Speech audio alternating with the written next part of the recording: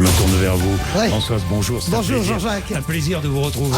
Moi aussi, tous les matins vous imaginez pas. sur l'antenne de Sud Radio. Alors Thierry Baudet, on parle beaucoup. C'est le nom qui est sorti du chapeau. Oui, alors on évitera tout de suite, Jean-Jacques et François Omril, on évitera tout de suite des jeux de mots un peu idiots, Haro sur le Baudet ou Mister No Baudet, vous savez, ça fleurit depuis hier, parce que c'est un inconnu du grand public, mais vous le disiez très bien, Jean-Jacques, avec votre invité, il est très connu de la société civile, Thierry Baudet, et il semble bien encore ce matin tenir la corde, mais vous savez, Jean-Jacques, à quel point vous êtes un vieux routier de la politique, à quel point il est prudent de ne pas vendre le Premier ministre avant qu'il ne soit nommé. En tout cas, si c'est lui, eh bien c'est un choix, ça va pas lui faire plaisir, qui dit tout de l'état d'esprit d'Emmanuel Macron. Pourquoi ? Parce que le président, en fait, Jean-Jacques, il a décidé d'être aussi le Premier ministre. Pourquoi ? Parce que nommer un bleu à Matignon, aussi talentueux soit-il, c'est s'assurer qu'il ne prendra aucun risque, n'aura aucune audace, ne cherchera aucun coup d'éclat pouvant faire de l'ombre au sacro-saint chef de l'État. On apprend même par Le Monde que l'Élysée avait déjà nommé son directeur de cabinet, c'est vous dire.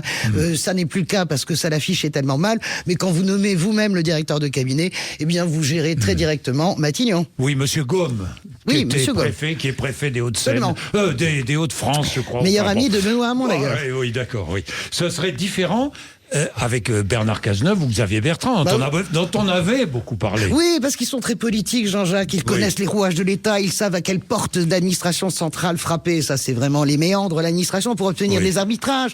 Ils connaissent aussi les élus, ils savent les câliner dans le sens du poil. Alors, ils n'ont pas la capacité, ni l'un ni l'autre, de faire bouger le groupe parlementaire, mais ils savent nager dans le courant et tenir tête chacun de leur côté et dans leur style à Emmanuel Macron. Alors, Bernard Cazeneuve, c'est plutôt un style jésuitique, mon cher Jean-Jacques.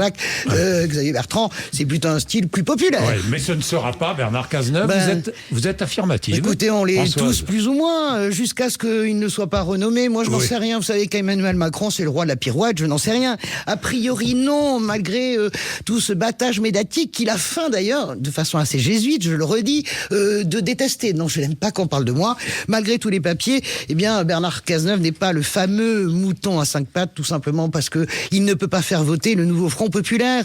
Il serait donc à la merci du Rassemblement national pour éviter une censure. Eh bien, je vais vous dire, tout cela arrange quand même Emmanuel Macron, dont la disparition est programmée. Il faut quand même le dire ce matin, parce que c'est la logique implacable des institutions. Si vous ne vous représentez pas, votre rapport de force diminue comme peau de chagrin, comme le portrait de Dorian Gray, vous voyez à peu près, au point de disparaître dans les derniers mois. On se souvient de Jacques Chirac et de François Mitterrand. Emmanuel Macron veut évidemment échapper à cet effacement, et ceci explique aussi peut-être sa dissolution et la nomination d'un Premier ministre au profil plus technique pour pouvoir être jusqu'au bout, le croit-il au moins, le maître des horloges. On vous retrouve tout à l'heure. Avec plaisir. Françoise, il se murmure que Emmanuel Macron voulait Laurent Berger comme Premier ministre.